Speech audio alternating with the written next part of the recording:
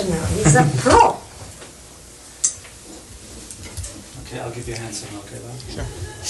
You could just continue talking as you were, Yes, and then as when I you give were. you the signal to Yes, start you talking, were, then obviously. you stop the time. I feel so happy to be sitting down. I mean, this is the nicest part.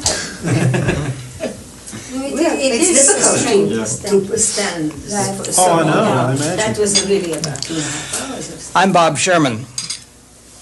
Across the table from me is Clara Rockmore and Nadia Reisenberg, except I always call them aunt and mother because it's simpler that way, since they happen to be. On the other side here is Robert Moog. Dr. Moog, his name is a household word now because of the synthesizer that bears it and many other electronic devices.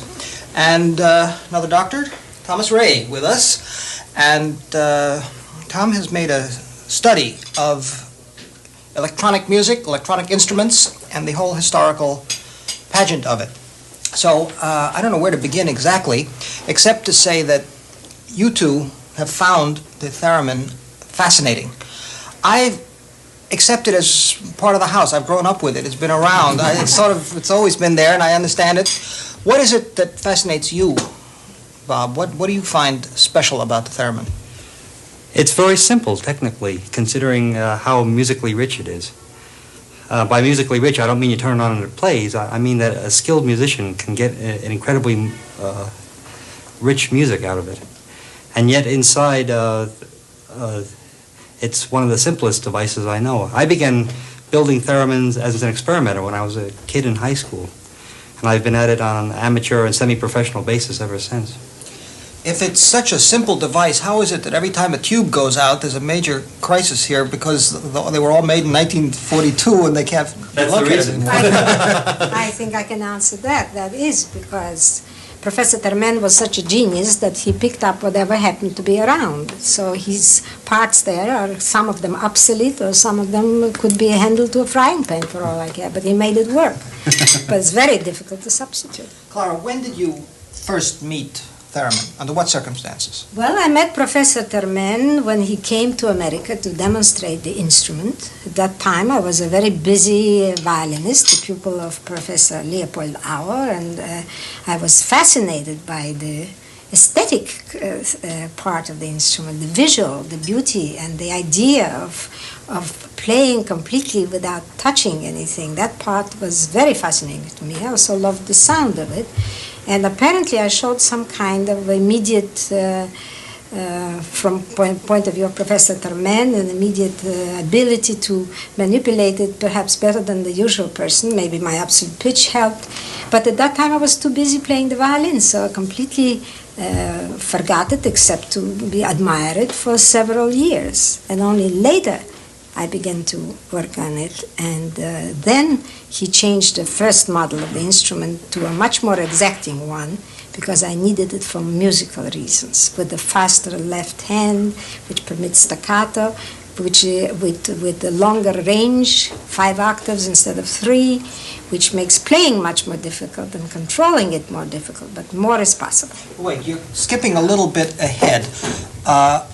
From this initial stage of just being curious about it to actually starting to work on it, to having him build you an instrument that is a little different for the specification. How did you actually begin to play it? No, I began to play it on the regular RCA model, which was then sold at Sherman's or wherever, and it had a very beautiful tone. I was not happy with it because the left hand, I call it molasses, you know. You couldn't shake the note. You always had glissando, everything was connected. And also the range was not satisfactory to me. I wanted bass notes as well as high notes. It was all get high. And Professor Theremin became a great friend and admirer and was willing to do anything. In fact, we really worked on this particular instrument together. I making my musical demands, or not demands is probably the wrong word, wishes known to him, and he, being the genius that he was able to invent this one. Yeah. The technique that you use, the finger technique of getting 2 notes and controlling the vibrato and so forth, was that also a process of long trial and error? This was not a process of long trial and error. It was a bare necessity of a musician like myself. When I play violin music or when I play cello music, I want to try to do what the composer intended when he wrote it for a certain instrument. For example, I have a limitless bow. I could hold a note forever. But in the composition, you have to simulate the limitation of the bow, that you change it. And I do it deliberately. I have to play the rests as well as the notes to make them stop in between. Mm-hmm. And I developed completely my own finger technique, because before me it was all glissandos. And that again was musically not valid enough. And I developed a finger technique, which enables me to make definite notes. Of course, you have to be a little courageous and jump at the note instead of sliding into it.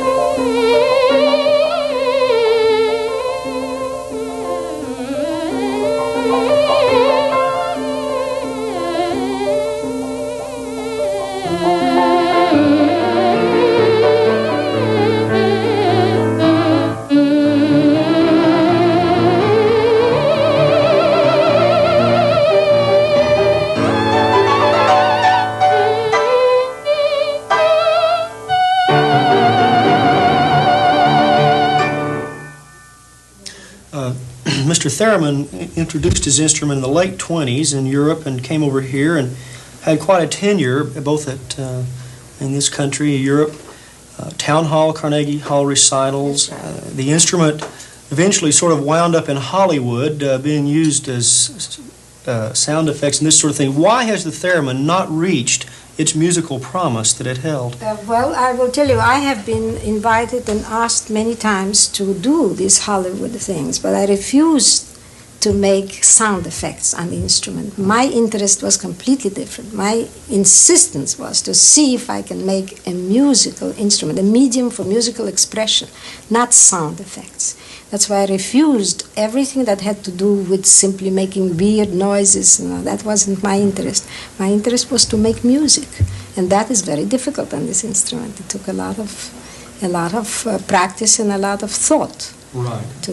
It certainly is. As a matter of fact, I think that's my point. Is the instrument so difficult that it is literally, impossible for a group of players? Do you feel that other people could master the instrument as you have? No, I think that I have tried to teach before. I was the only one authorized by Professor Theremin to teach. It was extremely difficult to teach people who do not have an instrument at home. You practice piano at home, you don't come for a lesson and disappear. So when one day there will be instruments made again, and if they're made similar to mine in distances, in intervals, in the relationship of the volume, then a pupil coming here and learning the proper way will be able to practice at home on a proper instrument. The two have never met before. Either a person had an instrument that I no longer play, or they tried to play here an instrument which was completely beyond their... But one requisite, I would say, is a very good pitch. My sister and I have both been blessed with absolute pitch, which sometimes is not a blessing when the recordings are off tune. Yes, but speaking of absolute pitch, which helped you perhaps, but you didn't help me at all when I tried to play the theremin. In fact, I can't play 3 notes on this instrument. Well, you don't need to play 3 notes. I just want to take this moment to say I'm very fortunate. I have 2 wonderful sisters, and one sister just happens to be the Nadia Reisenberg, the most wonderful pianist, and it's a joy to play with her. How is it playing with the theremin as opposed to playing with a violin or a cello or anything else? Well, is it any different from your point of view? I have only played with Clara, and I forget what instrument she plays. In other words, it wouldn't make any difference which instrument she would play. We would make music together, you see. And this is the only... I think from viewpoint of perhaps the balance, it is not particularly difficult because theremin has a certain penetrating sound which comes through, and so you can very freely give the support, and I don't think you can... You don't have the problem, let's say, with a cello of being afraid to cover certain registers and something of the sort? No, not with the theremin. You see, I have much more volume than I give here, because musically I don't need to shout. I try to keep the volume within its musical necessities, but I could outshout a whole symphony orchestra if I wished to do it for special effect, but that's not necessary. You have played with symphony orchestra, concerto, Yes. Shirleigh, Bloch, and so on. Does that element of volume make a difference in your playing, or is it? No, but the orchestras and the conductors are very happy with me, because they can give full tone, whatever it is, and they never have to worry about covering me, because I can always float on top of the... it has a soaring quality. It carries. It's not a question of volume, I don't But think. it I carries. think it's a question of I've had no character. difficulty. I played with all the big orchestras, and they can play fortissimos, and there I go, floating. It's very pleasant playing with orchestras.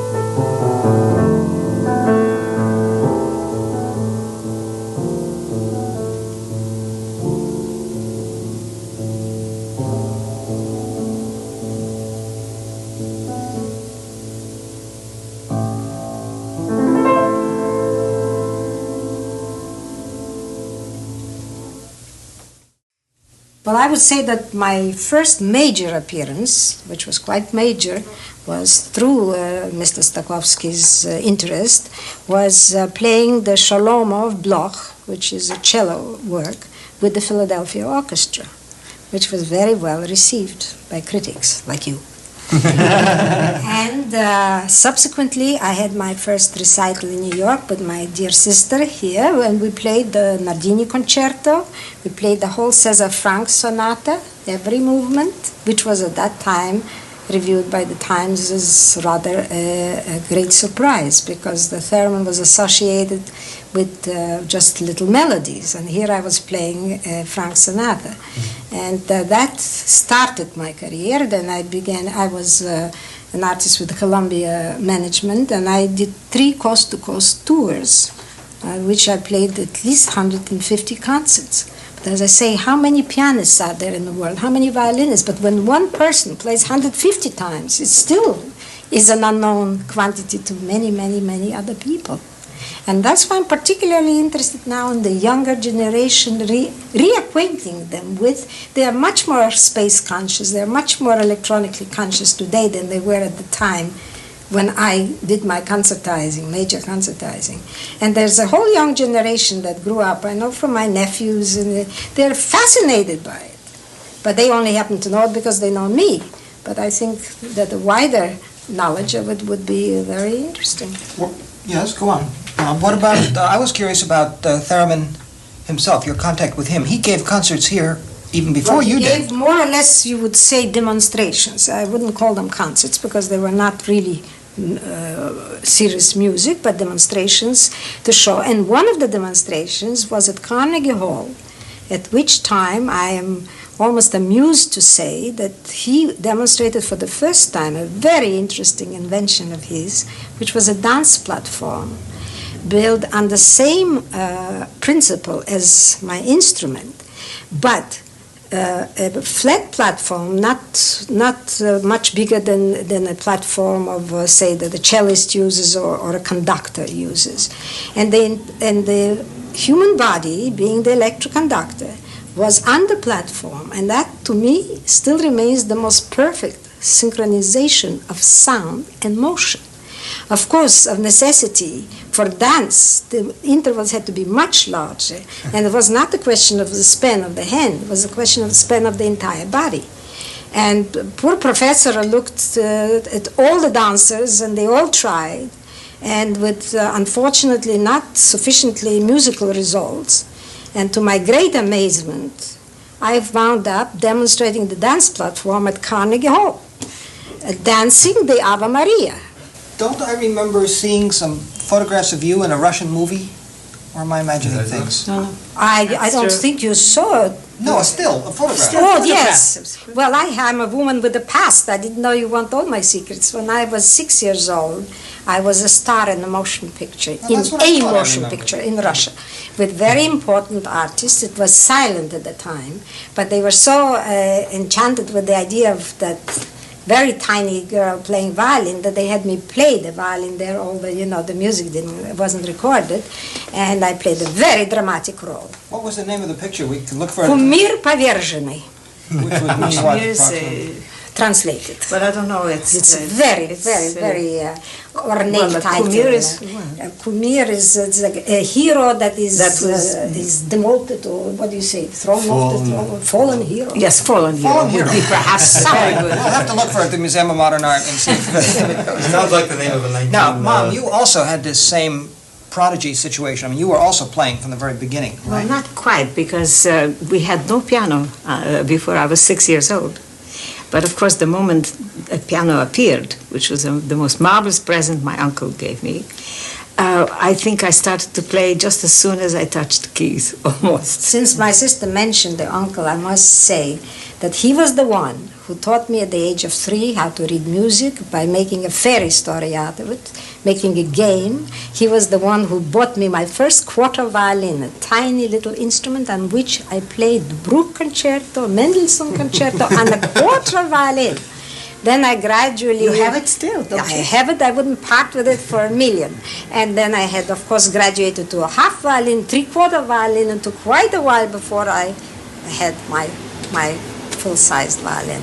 That's probably why you can handle these small spaces with the theremin. You're used to the quarter violin. Well, I think I grew a little since then. My fingers are not that small. And you both came to this country at the same time, then? The whole family, all three sisters. We're called the Chekhov sisters. We're very close. Yeah, Mrs. Rockmore is obviously a consummate musician. Somehow there's a mistaken notion among a lot of people that just because a musical instrument is electronic, you don't have to be a musician to play it. Now that's ridiculous.